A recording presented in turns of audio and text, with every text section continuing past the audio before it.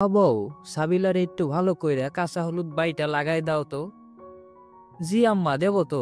হাতের কাজটা সাইরানি। আরে রাখো তোমার হাতের কাম ঝাটের কাম, আগে মাইয়াটারে তৈয়ার করো। তোমার কাম সারাদিন চলতে থাকবো। কামের কি বাইরা বাইরি। এইরকম কত কাম চক্ষের বলকে 101টা করছি, কাক পক্ষীও টের পায় নাই। আর তমগো মতো আরামের জীবন পাই নাই আমরা। রান্ধনের আগে তয় তরকারি করছি, নিজের হাতে মশলা বাড়ছি, মাছ করছি, তয় রাঁধছি। তোমরা প্যাকেট খুললেই তো এই মশলা আর ওই মশলা পাও, তারপরও তোমাগো বলে কামের শেষ নাই।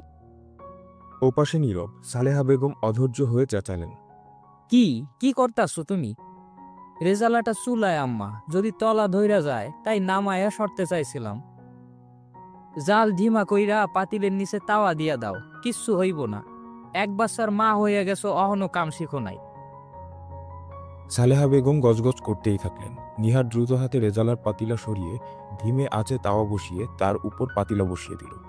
এতটুকু সাবধান না হয়ে উপায় নেই। এটা ঘরের তরকারি হলেও এত চিন্তা ছিল না, কিন্তু বহিরাগত 10 জন লোক খাবে এটা। এদিক ওদিক হলে মান সম্মান থাকবে না। রান্নাঘর থেকে বেরিয়ে হলুদ বাটার বাটিটা নিয়ে সাবিলার ঘরে উকি দিল নিহার। আসবো? আসো। কাজ শেষ হইছে তোমার? হ্যাঁ হইছে। আসো, তোমারে হলুদ মাইখা দেই। একটু সন্ধ্যা বাটাও আনছি, চুলে দিয়া দেব। আম্মা বাড়তে কইছে, তাই না? নিহার জবাব না দিয়ে হাসল। নিজ হাতেই সাবিলার খোপার চুল খুলে তা আলগা করতে লাগলো। সাবিলা ওর দিকে পিঠ দিয়ে ঘুরে বসল। ভাবি, আমি তো তোমার চাইয়াও ফর্সা, তারপরও আম্মা হলুদ বাটা লাগাইতে কয় কেন বলো তো? কারণ হলুদে ময়লা কাটে, রং ফুইটা ওঠে। দেখি তোমার মাথা ঠিক করো। সাবিলা মুখ গোমড়া করে বলল, চেহারার ময়লা না হয় হলুদ দিয়া কাটাইলা, আমার ভাগ্যের ময়লা কি দিয়া কাটাইবা? ছি, এইভাবে কয় না। ভাগ্য আল্লাহর হাতে। তুমি নামাজ পইরা আল্লাহর কাছে মনের মানুষ চাও, একমাত্র দোয়াই পারে তকদির বদলায়া দিতে। তুমি তো নিয়মিত পড়তাছো, তাইলে তোমার এই দশা কেন? কি দশা? আমার চাইয়াও বেশি কষ্টে আছে এমন কয়েক কোটি মাইয়া এই দুনিয়াতে আছে। তাদের চাইতে তো আল্লাহ আমারে অনেক ভালো রাখছে। আর নামাজ পড়লেই কি সে পৃথিবীর সব সুখ পাইয়া যাবে? নামাজ হইল স্রষ্টার আনুগত্য, শর্ত রাইখা ইবাদত হয় না। তাছাড়া এই পৃথিবীটা হইল পরীক্ষা ক্ষেত্র। আমরা এইখানে পার্মানেন্টলি থাকতে আসি নাই, পরীক্ষা দিতে আসছি। পরীক্ষা শেষে খাতা গুটাইয়া ছাইরা যাইতে হইব, রেজাল্ট মিলবে আখিরাতে। এসব বইলা তুমি নিজেরা বুঝ দিয়া রাখছো, ভালো কথা, কিন্তু এইভাবে আর কতদিন? যতদিন আল্লাহ চায়। আমার গোটা জীবন আল্লাহর কাছে বিক্রি কইরা দিতে চাই, এই দুনিয়া নাজাতের আশায়। কোরআনে তাওবার 101 আয়াতে আল্লাহ তাআলা মুমিনদের জান মাল কিনা নেবার কথা কইছেন, যার বিনিময়ে জান্নাত দিবে। জানি না আমার এই টুটাফাটা আমল রব নিবেন কিনা। সাবিলা আর কোনো কথা বাড়ালো না, কখনো বাড়ায় না। কথাবার্তার এক পর্যায়ে তাকে চুপ করে যেতে হয়, কারণ তার দৃষ্টিতে নিহারের ধৈর্য অপরিসীম। এত দুঃখ মনে নিয়েও সে হাসি মুখে কিভাবে চলতে পারছে সাবিলা ভেবে পায় না। সে দীর্ঘশ্বাস ফেলে বলল, ভাবি, আজকে পাত্রটা নিয়া আম্মা মনে হয় একটু বেশি এক্সাইটেড, তাই না? মা হন তোমার এক্সাইটেড তো হইবেনি। ঘরে বিবাহযোগ্য মাইয়া থাকলে মায়ের অস্থির না হইয়া উপায় আছে? তোমার একটা ভালো বিয়া না হওয়া পর্যন্ত আমার তো চিন্তা যাইব না। তুমি নিজেও তো বিবাহযোগ্যা, কই তোমার মায়ের তো কোনো চিন্তা নাই। তোমার বয়সও তো আমার চাইয়া কম। সম্পর্কে বড় ভাইয়ের বউ ছিলা, ভাগ্যের ফেরে অল্প বয়সে বিধবা হইয়া গেছো। তাই বলে কি সারা জীবন এইভাবেই থাকবা? কি আশ্চর্য, তোমার বাসা থেকে সবাই এইভাবে ঠান্ডা মাইরা বইসা আছে কেন বুঝি না। তোমার মামারাই বা কেমন? আমার কথা বাদ দাও, ছেলের মা হইয়া গেছি, 2 দিন বাদে শাশুড়ি হইয়া যাব। আমার আবার বিয়া কিসের? অল্প বয়সে বিয়া করছো বইলা এত তাড়াতাড়ি ছেলের মা হইছো, আর 1.5 বছরের সংসারও তো তোমার করো নাই। তাছাড়া তালহা এখনো দুধের শিশু। তোমার বিয়া নিয়া তোমার বাড়ির লোকেদের ভাবা উচিত। তখন তালহা পেটে ছিল, না হয় ভাবতে পারে নাই, কিন্তু এখন তো ভাবতে পারে। নিহার কোনো জবাব দিল না। মনোযোগের সাথে সাবিলার হাত, পা, পিঠ, ঘাড় সর্বত্র হলুদ মাখাতে লাগলো। সালেহা একবার এ ঘরে উকি দিয়ে দেখে সন্তুষ্ট চিত্তে চলে গেলেন। আজ তার মনটা অন্যান্য দিনের তুলনায় একটু ভালো, কারণ আজ সাবিলাকে দেখতে যে পাত্রপক্ষ আসবে তারা আত্মীয়ের মধ্যেই পড়ে, আর আত্মীয় পরিজনের মাধ্যমে ভালো বিয়ে লেগে যায়। জোর সম্ভাবনা আছে সাবিলার বিয়েটা এখানেই লেগে যাবার। ছোট বোন মিলার মুখে খবরটা শোনার পর থেকেই সালেহার মনটা আনন্দে অধীর হয়ে আছে। খুশিতে তিনি আজ জোহরের নামাজের পরপর 2 রাকাত শুকরানা নামাজও আদায় করে ফেলেছে। সকালবেলাতেই নিহারকে ডেকে আজকের রাতে পোলাও কোরমা রান্নার আয়োজন করতে বলে দিয়েছে। আলমারি থেকে টাকাও বের করে রেখেছেন যেন মেয়েটাকে জোর করে হলেও পার্লারে পাঠাতে পারে। যদিও মাসের 27 তারিখে মেয়ের হাতে ফেসিয়ালের খরচ তুলে দেওয়াটা তার পক্ষে এক ধরনের বিলাসিতা ছাড়া কিছুই নয়, কিন্তু কোনো উপায়ও নেই। আজকের পাত্রটা হাতছাড়া করা চলবে না কোনোভাবেই। যে কোনো উপায়ে পাত্রটাকে রাজি করাতেই হবে। অবশ্য সেই উপলক্ষে তার ছোট বোন মিলাও কম সাহায্য করছে না। ওর পাশের বাড়িরই কোনো এক মহিলা যেন বিয়ের জন্য পানি পড়া চিনি পড়া দেয়, মিলা সেগুলো জোগাড় করে নিয়ে এসেছে। কাঁচা হলুদ বাটা পরিয়ে এনেছে। এটা মেয়ের মুখে লাগালে নাকি পাত্রের মনে বিয়ের আকর্ষণ জন্মাবে। সালেহা সেসব যত্ন করেই তুলে রেখেছেন। পাত্রের সামনে যাওয়ার আগে হলুদটা মুখে হালকা করে মেখে গেলেই হবে। আর ওইদিকে নিহারকে বলে দিয়েছে চিনিটা যেন ঘন দুধের পায়েসে রান্না করার সময় দিয়ে দিতে। ছেলে 1 চামচ খেলেই কেল্লা ফতে, টুক করে মন ঘুরে যাবে। তবে ছেলে যদি বলে মিষ্টি খায় না, তাহলেই বিপদ। তাকে যে করে হোক 1 চামচ হলেও খাওয়াতেই হবে। তবে যত যাই হোক, সাবিলার ফেসিয়ালটা আজ একবার করানো দরকার, কারণ তিনি দেখেছেন ফেসিয়াল করে এলে সাবিলার চেহারাটা বেশ উজ্জ্বল দেখায়। এমনিতে সাবিলার গায়ের রংটা ফর্সা মতো হলেও চেহারার মধ্যে প্রচুর তিলের আধিক্যের জন্য ওর রংটা যেন ফুটে ওঠে না। তার উপর গায়ে একটু তাপ লাগলেই তার কাছে মনে হয় মেয়েটাকে কেমন যেন কালচে দেখায়। আর এ কারণেই সালেহা কখনোই মেয়েকে রান্নাঘরে ফিরতে দেন না। কলেজেও রিক্সা ভাড়া দিয়ে পাঠান যেন রোদে হাঁটাহাঁটি করতে গিয়ে গায়ের রংটা পুড়ে তামাটে নোয়া হয়ে যায়। তার উপর মুসুরের ডাল বাটা, বেসন পেস্ট, শসা আর আলুর চা কিংবা চা পাতার ব্যাগ দিয়ে রূপচর্চা তো নিত্যদিনই চলছে। তবে এত কিছুর পরও কেন যে মেয়েটার ভালো সম্বন্ধ আসে না তিনি ভেবে পান না। মেয়েটাকে এরকম শোকেজে সাজিয়ে রাখার মতো করে পালছেন, অথচ চেহারায় কোনো জেল্লা নেই। দিন দিন আরো যেন মুটিয়ে যাচ্ছে মেয়েটা, অথচ ওইদিকে নিহারের অবস্থা ঠিক উল্টো। চেহারার চিকনাই যেন আরো বেড়েছে। ওর কি এখন এর রূপের দরকার আছে? যদিও প্রচলিত অর্থে নিহারকে খুব বেশি সুন্দরী বলা যাবে না, কারণ ওর গায়ের রংটা একটু চাপার দিকেই। সাবিলার তুলনায় ওকে কালোই বলা চলে। তবে ওর ঘন পাপড়ি ঘেরা চোখ দুটোয় বেশ অদ্ভুত একটা মায়া আছে। হাসলে গাল দুটোর ভেতরে গর্ত হয়ে ডেবে যায় বলে বেশ ভালো দেখতে। ছেলের অনেক পছন্দ ছিল বলেই পিতৃমাতৃহীনা নিহারকে একমাত্র ছেলের বউ করে এনেছিলেন সালেহা। তার ছেলে এতই পছন্দ করেছিল যে যৌতুকের ধারও ধারেনি। ছেলের দিকে তাকিয়ে সালেহাও মেনে নিয়েছিলেন সেসব। আর মামাবাড়িতে মানুষ হওয়া নিহারও সমান আবেগে মন প্রাণ দিয়ে সংসারটাকে আপন করে নিয়েছিল। কিন্তু কপালের লিখন না যায় খণ্ডন, একটা মৃত্যু সব এলোমেলো করে দিল। বিয়ের মাত্র 1.5 বছরের মাথায় তার ছেলেটা রোড অ্যাক্সিডেন্টে প্রাণ হারালো, আর অল্প বয়সে বউটা বিধবা হয়ে গেল। একমাত্র নাতি তালহা তখন নিহারের গর্ভে। সালেহার সেদিন সামান্য একটু আশঙ্কা ছিল নিহারকে নিয়ে। কে জানে, হয়তো ওর মা বাবা মামারা নিজেদের কাছে নিয়ে যাবে নিহারকে। বাচ্চা হয়ে গেলে নাতিটাকে তার কাছে ফেলে দিয়ে নিহারকে অন্যত্র বিয়ে দিয়ে দেবে, এই ভয়টা কুড়ে খেত তখন। কিন্তু সেরকম কিছু হয়নি। নিহার নিজেই সেসব দিকে পা বাড়ায়নি, আর তার মামারাও এসব নিয়ে মাথা ঘামায়নি। বরং নিহারের মা তালহা হবার পর তার হাত ধরে বলে গিয়েছিলেন। সেই থেকে নিহার সালেহার কাছে আছে। সালেহা নিজেও তালহার মাঝে তার হারানো ছেলেকে খুঁজে পেয়েছে। তালহা তার হৃদয়ের অর্ধেক। নিহার নিজেও তার জীবনের সমস্ত আনন্দ খুঁজে পেয়েছে তালহাকে গিয়ে। বাপহারা এতিম ছেলেটাকে এক নজরের জন্য চোখের আড়াল করে না নিহার। সালেহা নিজেও নিহারের মায়ার বাঁধনে বাধা পড়ে গেছে। মুখে না বললেও মনে মনে তিনি ঠিকই টের পান যে নিহার না থাকলে তার সংসার দেখার কেউ নেই। তার সংসারের ঘরের বাইরের যাবতীয় ঝুট ঝামেলা নিহারই তো সামলায়। নিহার মেয়ে হিসেবেও যথেষ্ট চৌকস। একাই ঘর বাহির 2 দিক সামলাতে পারে। ঘর সংসারের কাজ ছাড়াও তাকে নিয়ে ডাক্তারের কাছে যাওয়া, হঠাৎ কোনো দরকারে ডায়াবেটিস প্রেশার চেক করিয়ে আনা, মাসান্তে ঔষধ কিনে আনা, বাড়ি আনার পর সেগুলোকে আবার সকাল বিকাল স্টিকার লাগিয়ে দুটো বাটিতে আলাদা করে রাখা, সপ্তাহে 2 দিন চুলে শ্যাম্পু সাবান দিয়ে দলাই মলাই করে গোসল করিয়ে দেওয়া, চুলে তেল দিয়ে আঁচড়ে দেওয়া, প্রতিদিন 2 বেলা ইনসুলিন পুশ করা, আর ঘড়ি ধরে খাবার সামনে তুলে দেবার কাজগুলো তো ওকেই করতে হয়। সাবিলা বেচারি তো পড়াশোনা নিয়েই ব্যস্ত। রাত জেগে পড়তে হয় ওকে। এসব কাজের সময় কোথায় ওর? সালেহার সংসারে মানুষ বলতে 4 জন। বিধবা নিহার, একমাত্র নাতি তালহা, মেয়ে সাবিলা আর সালেহা নিজে। সাবিলার বাবা মারা গেছেন আজ থেকে 10 বছর আগে। তারপর থেকে সালেহা নিজেই এক হাতে সব দিক সামলে আসছিলেন।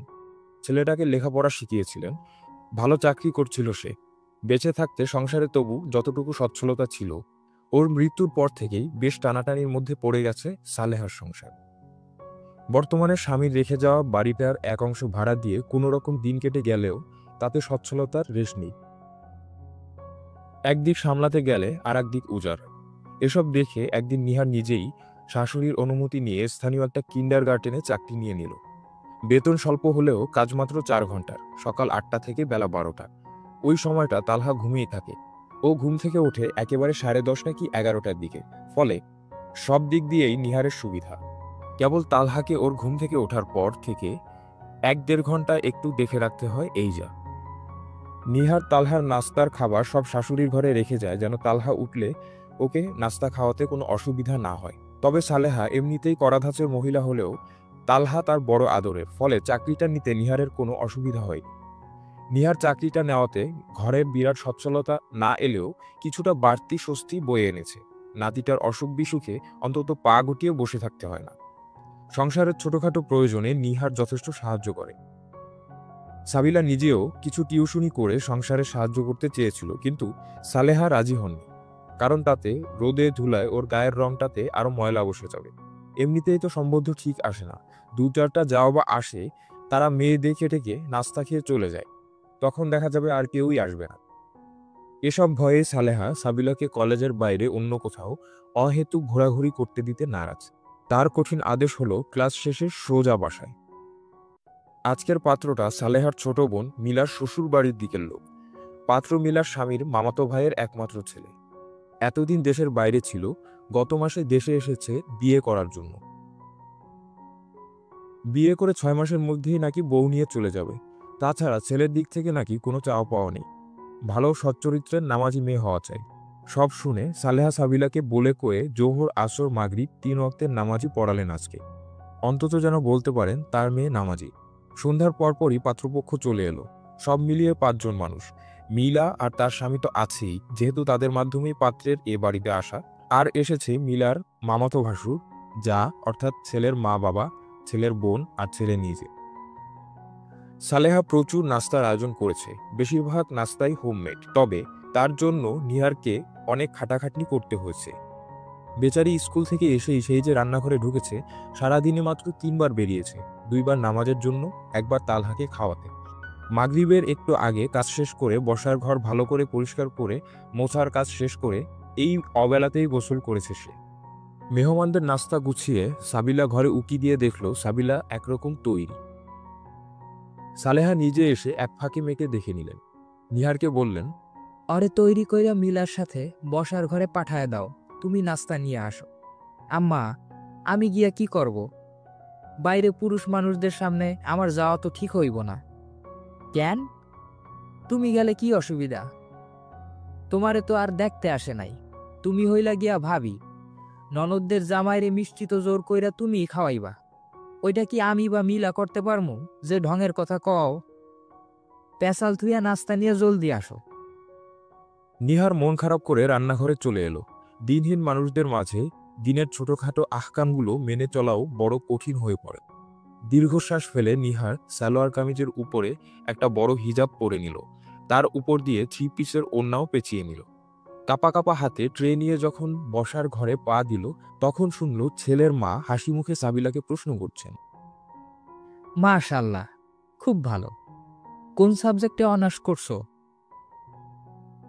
নিহার আস্তে করে সালাম দিয়ে নাস্তার ট্রেটা নামিয়ে রাখল। একে একে নাস্তা সাজিয়ে ছেলের মায়ের হাতে তুলে দিল। মিলাও সাহায্য করলো ওকে। সালেহা যথাসম্ভব মিষ্টি হেসে বললেন, আমার ছেলের বউ আমার মাইয়াই বলতে পারেন। ওকে আমি আমার মাইয়ার মতোই দেখি। নিহারের মনে হলো পাত্রপক্ষ আচমকা বোবা বনে গেছে।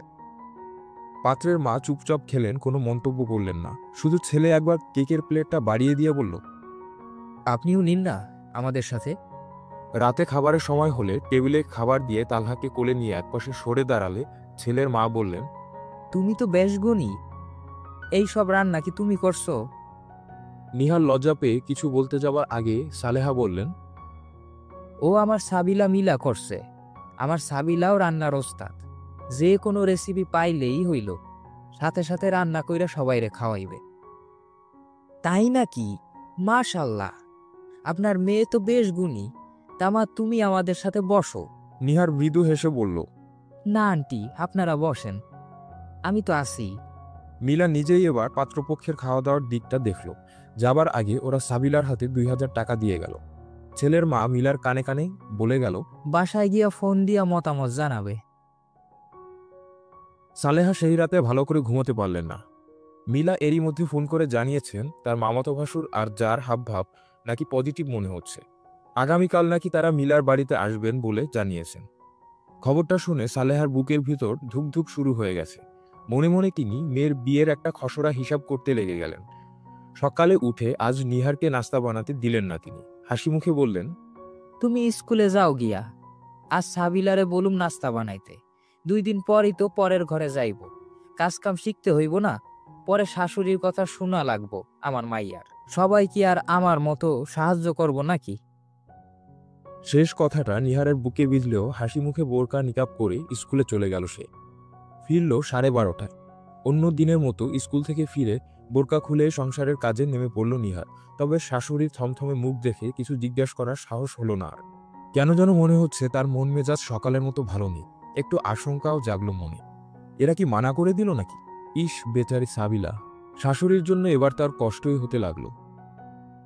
দুপুরে রান্না শেষ করে ছেলেকে খাওয়াতে বসেছেন নিহার। তখন সালেহা ঘরে ঢুকে বললেন, রাকিব তোমারে কয়দিন থাইকা চিনে বউ? কেন আম্মা, আমার লগে রং করবা না? রাকিব রে তুমি চিনো না? কালকা যে পোলাটা সাবিলারে দেখতে আইছিল, ওর নাম যে রাকিব, তাও তুমি জানো না? আমি কিভাবে জানো মামা? আমি কি ওনাকে কখনো দেখছি নাকি? কেন, কি হইছে? না দেখলে না জানলে ওই আবিয়াইতে পোলা সাবিলারে থুইয়া তোমার মতো বিয়াইতে বেডিরে বিয়া করবার সাইকেল লেগা বুঝাও আমারে। মুখে না বললেও মনে মনে তিনি ঠিকই টের পান যে নিহার না থাকলে তার সংসার দেখার কেউ নেই। তার সংসারে ঘরের বাইরের যাবতীয় ঝুট ঝামেলা নিহারেরই তো সামলাতে হয়। নিহার মেয়ে হিসেবেও যথেষ্ট চৌকস, একাই ঘর বাহির 2 দিক সামলাতে পারে।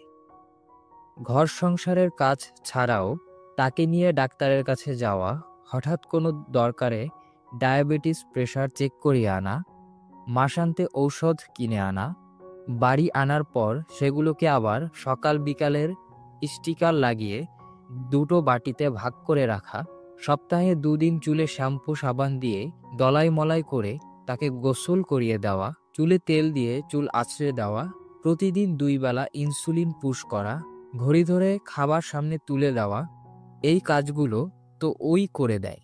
সাবিলা বেচারি তো পড়াশোনা নিয়েই ব্যস্ত, রাত জেগে পড়তে হয় ওকে, এসব কাজের সময় কোথায় ওর? সালেহার সংসারে মানুষ বলতে তারা 4 জন। বিধবা নিহার, একমাত্র নাতি তালহা, মেয়ে সাবিলা আর সালেহা নিজে। সাবিলার বাবা মারা গেছে আজ থেকে বছর 10 আগে। তারপর থেকে সালেহা নিজেই এক হাতে সব দিক সামলে আসছিলেন। ছেলেটাকে লেখাপড়া শিখিয়েছিলেন, ভালো চাকরিও করছিল সে। ও বেঁচে থাকতে সংসারে তবু যতটুকু সচ্ছলতা ছিল, ওর মৃত্যুর পর থেকেই বেশ টানাটানির মধ্যে পড়ে গেছে সালেহার সংসার। বর্তমানে স্বামী রেখে যাওয়া বাড়িটা একটা অংশ ভাড়া দিয়ে কোনো রকম দিন কেটে গেলেও নেই সচ্ছলতার রেশ। একদিকে সামলাতে গেলে আর একদিক উজাড়। এসব দেখে একদিন নিহার নিজেই শ্বশুরবাড়ির অনুমতি নিয়ে স্থানীয় একটা কিন্ডারগার্টেনে চাকরি নিল। বেতন অল্প হলেও কাজ মাত্র 4 ঘন্টা, সকাল 8টা থেকে বেলা 12টা। ওই সময়টা তালহা ঘুমেই থাকে। ও ঘুম থেকে উঠে একেবারে 10:30 কি 11টার দিকে। ফলে সব দিক দিয়েই নিহারের সুবিধা। কেবল তালহাকে ওর ঘুম থেকে ওঠার পর থেকে 1.5 ঘন্টা একটু দেখে রাখতে হয়, এই যা। নিহার তালহার নাস্তার খাবার সব শাশুড়ির ঘরে রেখে যায়, যেন তালহা উঠলে ওকে নাস্তা খাওয়াতে তার কোনো অসুবিধা হয় না। তবে সালেহা এমনিতে কড়া ধাঁচের মহিলা হলেও তালহা তার বড় আদরের, ফলে চাকরিটা নিতে নিহারের আর কোনো অসুবিধা হয়নি। নিহার চাকরিটা নেওয়াতে ঘরের বিরাট সচ্ছলতা না এলেও কিছুটা বাড়তি স্বস্তি বয়ে নিয়ে এসেছে। নাতিটার অসুখ বিসুখে অন্তত হাত পা গুটিয়ে বসে থাকতে হয় না। সংসারের ছোটখাটো প্রয়োজনেও নিহার যথেষ্ট সাহায্য করে। সাবিলা নিজেও কিছু টিউশনি করে সংসারে সাহায্য করতে চেয়েছিল, কিন্তু সালেহা তাতে রাজি হননি। কারণ তাতে রোদে ধুলায় ওর গায়ের রংটা আরো ময়লা হয়ে যাবে। এমনিতেই তো সম্বন্ধ ঠিক মতো আসে না, 2-4টা যাও বা আসে, তা মেয়ে দেখে টেকে নাস্তা খেয়ে চলে যায়। তখন দেখা যাবে আরও কেউ আসবে না। এসব ভয়েই সালেহা সাবিলাকে কলেজের বাইরে অন্য কোথাও অহেতুক ঘোরাঘুরি করতে দিতে নারাজ। তার কঠিন আদেশ হলো ক্লাস শেষ হলে সোজা বাসায়। আজকের পাত্রটা সালেহার ছোট বোন মিলার শ্বশুরবাড়ির দিকের লোক।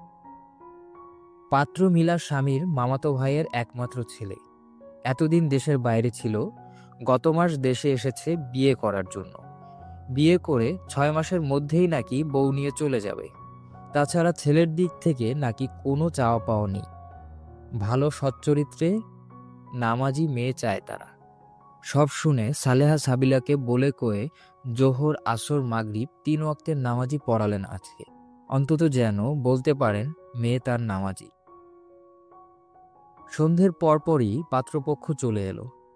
সব মিলিয়ে 5 জন মানুষ। মিলা আর তার স্বামী তো আছেই, যেহেতু তাদের মাধ্যমেই পাত্রের বাড়িতে আসা।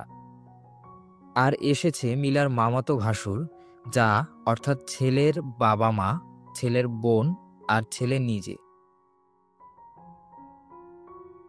সালেহা প্রচুর নাস্তার আয়োজন করেছেন। বেশিরভাগ নাস্তাই হোমমেড, তবে তার মধ্যে অবশ্য নিহারকে সামান্য খাটাখাটনি করতে হয়েছে। বেচারি স্কুল থেকে এসেই সেই যে রান্নাঘরে ঢুকেছে, সারাদিন 3 বার বেরিয়েছে, 2 বার নামাজের জন্য আর 1 বার তালহাকে ভাত খাওয়াতে। মাগরিবের একটু আগে কাজ শেষ করে বসার ঘর ভালোমতো পরিষ্কার করে মোছার কাজ শেষ করে এই অবেলাতেই গোসল করেছে সে।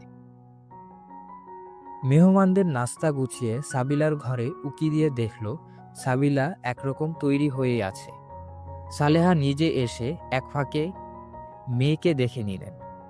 নিহারকে বললেন, অরে তৈরি কইরা মিলার সাথে বসার ঘরে পাঠায় দাও, তুমি নাস্তা নিয়ে আসো। আম্মা, আমি গিয়া কি করব? বাইরে পুরুষ মানুষদের সামনে আমার যাওয়া তো ঠিক হইব না। কেন?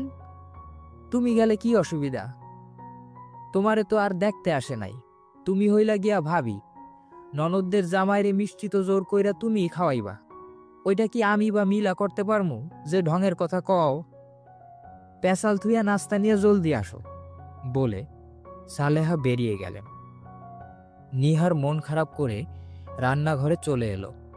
দিনহীন মানুষদের মাঝে দিনের ছোটখাটো আহকামগুলো মেনে চলাও বড় কঠিন হয়ে পড়ে মাঝে মধ্যে।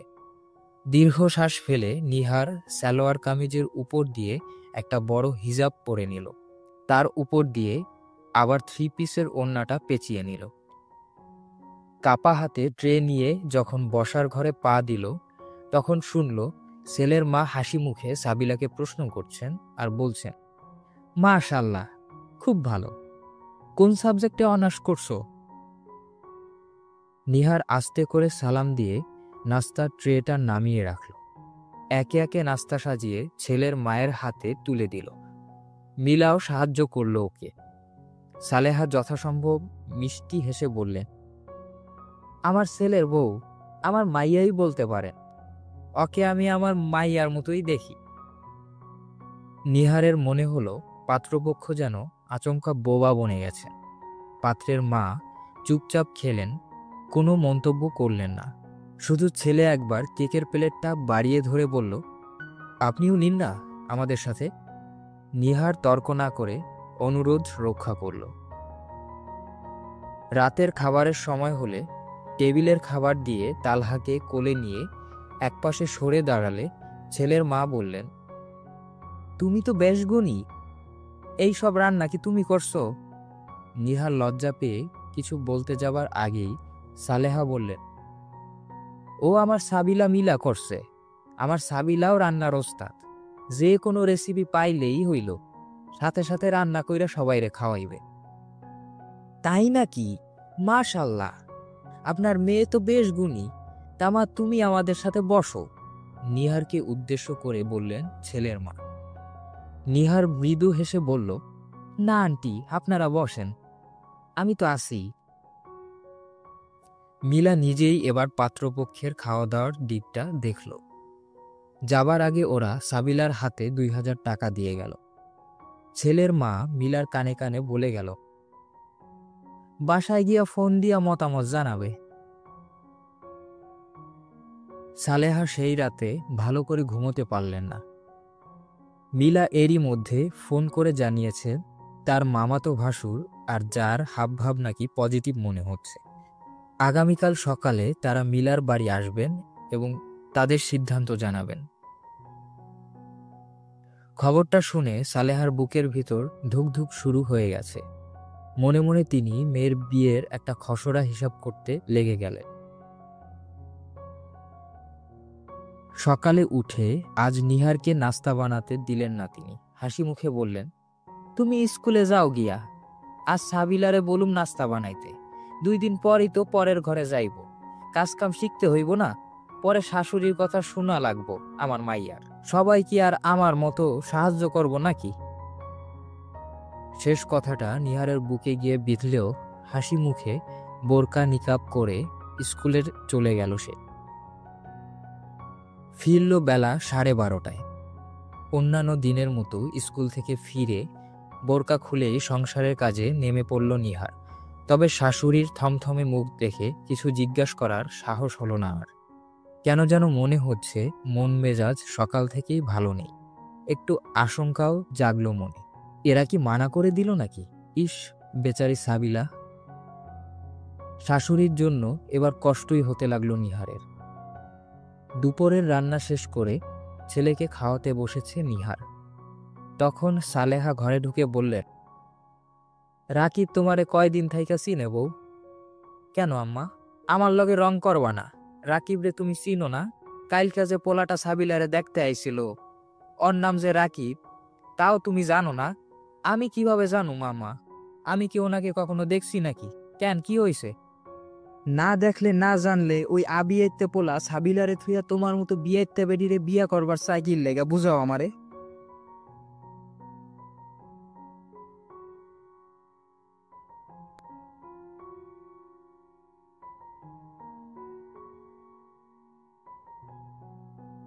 আইছিল, ওর নাম যে রাকিব, তাও তুমি জানো না? আমি কিভাবে জানো মামা? আমি কি ওনাকে কখনো দেখছি নাকি? কেন, কি হইছে? না দেখলে না জানলে ওই আবিয়াইতে পোলা সাবিলারে থুইয়া তোমার মতো বিয়াইতে বেডিরে বিয়া করবার সাইকিল লেগা, বুঝাও আমারে।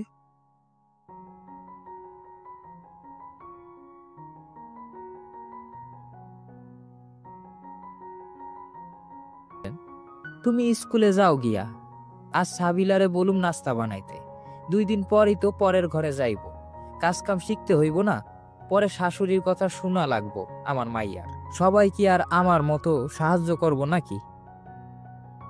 শেষ কথাটা নিহারের বুকে গিয়ে বিঁধলেও হাসি মুখে বোরকা নিকাব করে স্কুলের চলে গেল সে। ফিরল বেলা 12:30টায়। অন্যান্য দিনের মতো স্কুল থেকে ফিরে বোরকা খুলেই সংসারের কাজে নেমে পড়ল নিহার। তবে শাশুড়ির থমথমে মুখ দেখে কিছু জিজ্ঞাসা করার সাহস হলো না আর। কেন যেন মনে হচ্ছে মন মেজাজ সকাল থেকেই ভালো নেই। একটু আশঙ্কাও জাগলো মনে। এরা কি মানা করে দিল নাকি? ইস, বেচারি সাবিলা। শাশুড়ির জন্য এবার কষ্টই হতে লাগলো নিহারের। দুপুরের রান্না শেষ করে ছেলেকে খাওয়াতে বসেছে নিহার। তখন সালেহা ঘরে ঢুকে বললেন, রাকিব তোমারে কয়দিন থাইকা চিনে বউ? কেন আম্মা, আমার লগে রং করবা না? রাকিব রে তুমি চিনো না? কালকা যে পোলাটা সাবিলারে দেখতে আইছিল, ওর নাম যে রাকিব, তাও তুমি জানো না? আমি কিভাবে জানো মামা? আমি কি ওনাকে কখনো দেখছি নাকি? কেন, কি হইছে? না দেখলে না জানলে ওই আবিয়াইতে পোলা সাবিলারে থুইয়া তোমার মতো বিয়াইতে বেডিরে বিয়া করবার সাইকিল লেগা, বুঝাও আমারে।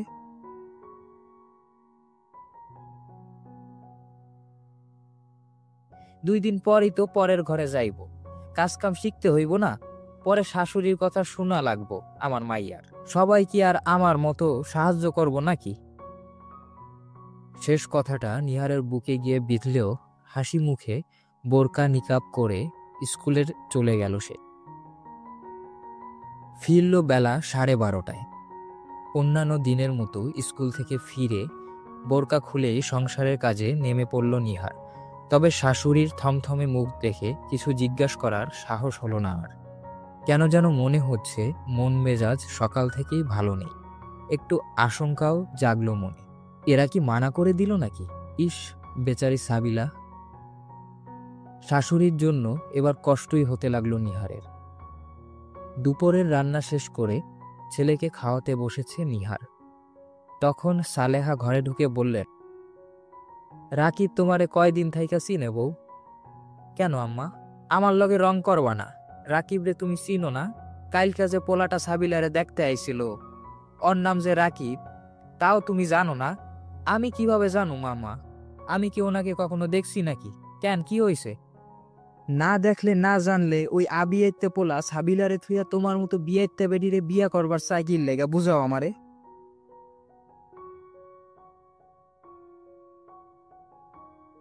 একেবারে 10:30 কি 11টার দিকে। ফলে সব দিক দিয়েই নিহারের সুবিধা।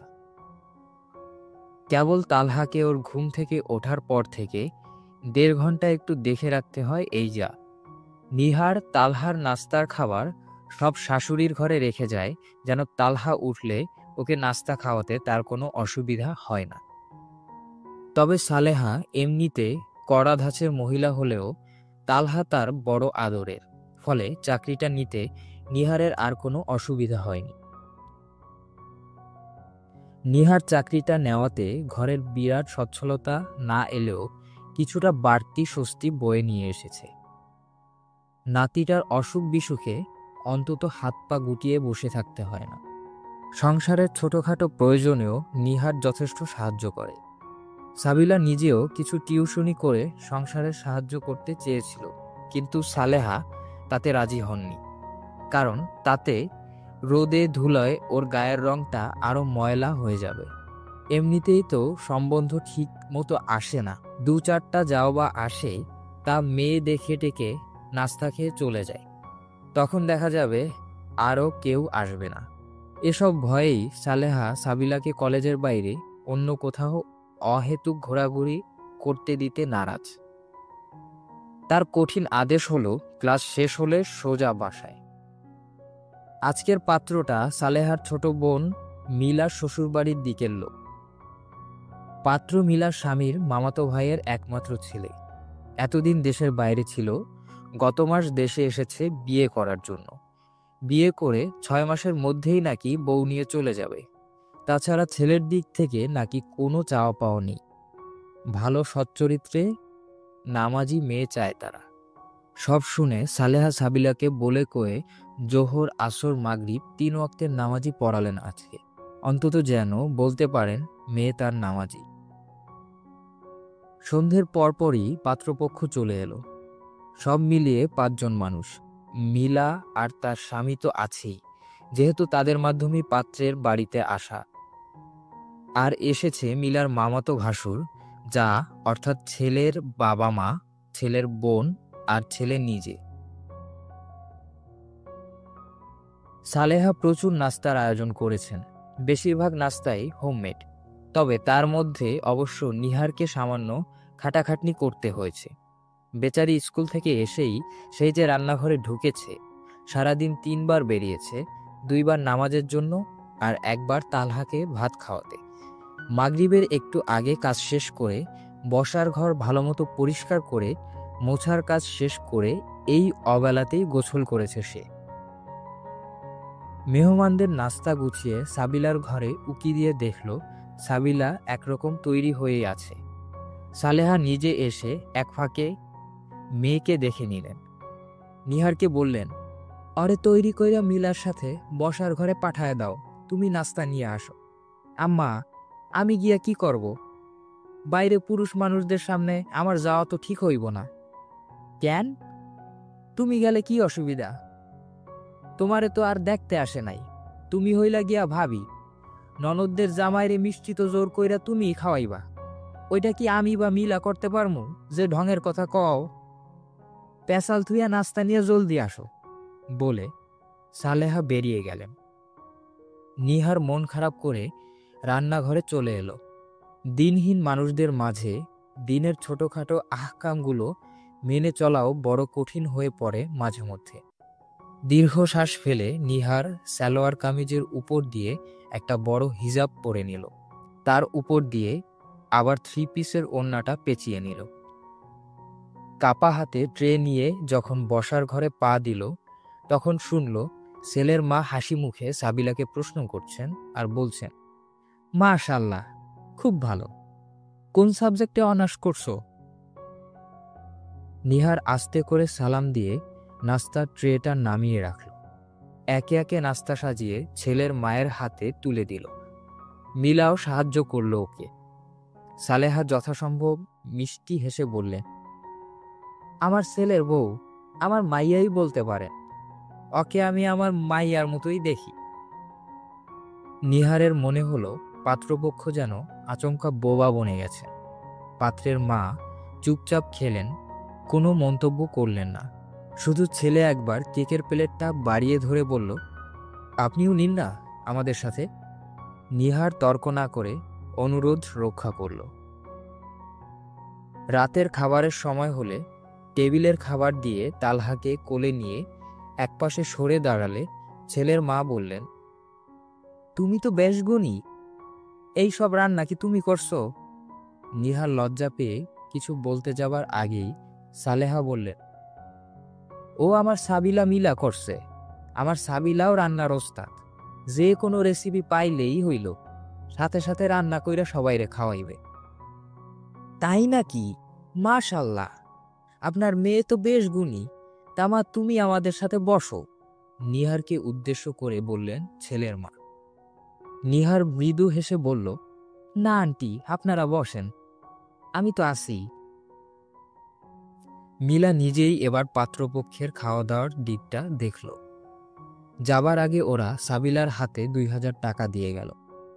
ছেলের মা মিলার কানে কানে বলে গেল, বাসায় গিয়া ফোন দিয়া মতামত জানাবে। সালেহা সেই রাতে ভালো করে ঘুমোতে পারলেন না। মিলা এরই মধ্যে ফোন করে জানিয়েছে তার মামাতো ভাসুর আর যার হাবভাব নাকি পজিটিভ মনে হচ্ছে। আগামীকাল সকালে তারা মিলার বাড়ি আসবেন এবং তাদের সিদ্ধান্ত জানাবেন। খবরটা শুনে সালেহার বুকের ভিতর ধুকধুক শুরু হয়ে গেছে। মনে মনে তিনি মেয়ের বিয়ের একটা খসড়া হিসাব করতে লেগে গেলেন। সকালে উঠে আজ নিহারকে নাস্তা বানাতে দিলেন না তিনি। হাসি মুখে বললেন, তুমি স্কুলে যাও গিয়া, আজ সাবিলারে বলুম নাস্তা বানাইতে। 2 দিন পরই তো পরের ঘরে যাইব, কাজকাম শিখতে হইব না? পরে শাশুড়ির কথা শোনা লাগবো আমার মাইয়ার। সবাই কি আর আমার মতো সাহায্য করব নাকি? শেষ কথাটা নিহারের বুকে গিয়ে বিঁধলেও হাসি মুখে বোরকা নিকাব করে স্কুলের চলে গেল সে। ফিরল বেলা 12:30টায়। অন্যান্য দিনের মতো স্কুল থেকে ফিরে বোরকা খুলেই সংসারের কাজে নেমে পড়ল নিহার। তবে শাশুড়ির থমথমে মুখ দেখে কিছু জিজ্ঞাসা করার সাহস হলো না আর। কেন যেন মনে হচ্ছে মন মেজাজ সকাল থেকেই ভালো নেই। একটু আশঙ্কাও জাগলো মনে, এরা কি মানা করে দিল নাকি? ইস, বেচারি সাবিলা। শাশুড়ির জন্য এবার কষ্টই হতে লাগলো নিহারের। দুপুরের রান্না শেষ করে ছেলেকে খাওয়াতে বসেছে নিহার। তখন সালেহা ঘরে ঢুকে বললেন, রাকিব তোমারে কয়দিন থাইকা চিনে বউ? কেন আম্মা, আমার লগে রং করবা না? রাকিব রে তুমি চিনো না? কাইলকা যে পোলাটা সাবিলারে দেখতে আইছিল, ওর নাম যে রাকিব, তাও তুমি জানো না? আমি কিভাবে জানো মামা? আমি কি ওনাকে কখনো দেখছি নাকি? কেন, কি হইছে? না দেখলে না জানলে ওই আবিয়েতে পোলা সাবিলারে থুইয়া তোমার মতো বিয়েতে বেডিরে বিয়া করবার সাইকেল লেগা, বুঝাও আমারে।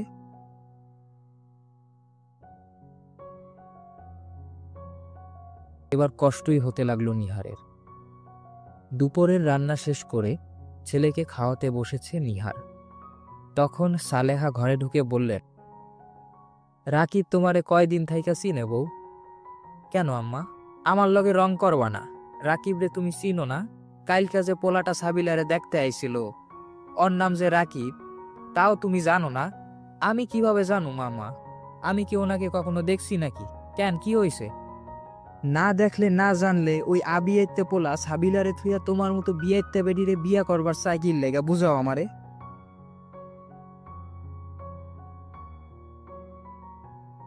সাবিলারে থুইয়া তোমার মতো বিয়াইতে বেডিরে বিয়া করবার সাইকিল লেগা বুঝাও আমারে।